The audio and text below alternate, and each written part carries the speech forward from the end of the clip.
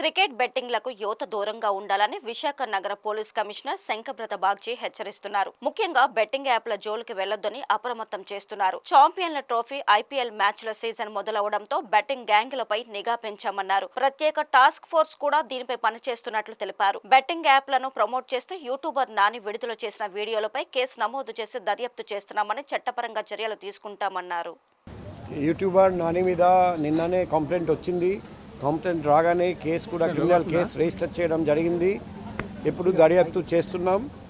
ఇంకా కొందరు ముందుకు వచ్చి కంప్లైంట్ ఇస్తున్నారండి. ఆ కంప్లైంట్ కూడా సేకరిస్తున్నాం. త్వరలో చట్టపరమైన చర్య తీసుకోవడం జరుగుతుంది. సార్, ముఖ్యంగా ఈ బెట్టింగ్ సంబంధించి ఎలాంటి నిఘా ఉంది సార్? మ్యాచ్ కూడా ఉంది కాబట్టి మీరు సిటీలో ఎలాంటి? ఇప్పుడు ఆల్రెడీ 2 కేసులు రిజిస్టర్ చేయడం జరిగింది. ఒక కేసులో 12 మంది, ఇంకొక కేసులో 2 అరెస్ట్ చేయడం జరిగింది. క్రికెట్ బుకీస్ ఎక్కడ ఉన్నా, మన జిల్లాలో ఉన్నా బయట ఉన్నా స్పెషల్ టీమ్స్ పంపించి పట్టుకుని రావడం జరుగుతుంది. మేము 24/7 నిఘా పెట్టాము.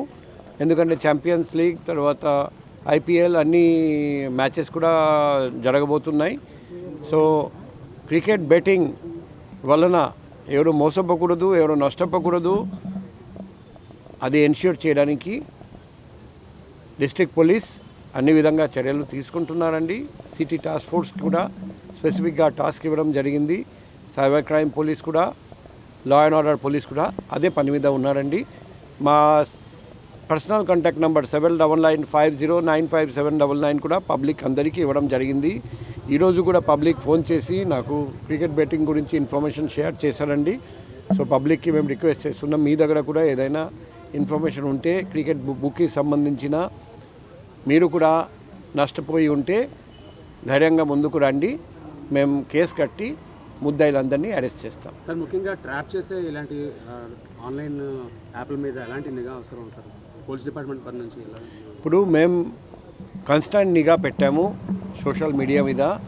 ఎవరైనా ఇటువంటి వీడియోస్ పెడితే మేము ఇలాగే కేసు కట్టి చర్య తీసుకుంటాం, చట్టపరమైన చర్య తీసుకుంటాం.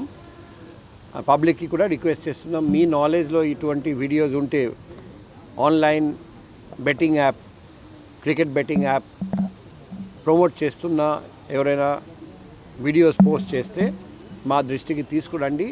ఎందుకంటే వీళ్ళు ఇన్ఫ్లుయెన్సర్స్, వాళ్ళు సమాజంలో మంచి పని చేయడానికి ప్రయత్నం చేయాలి, కానీ సమాజంలో ఇటువంటి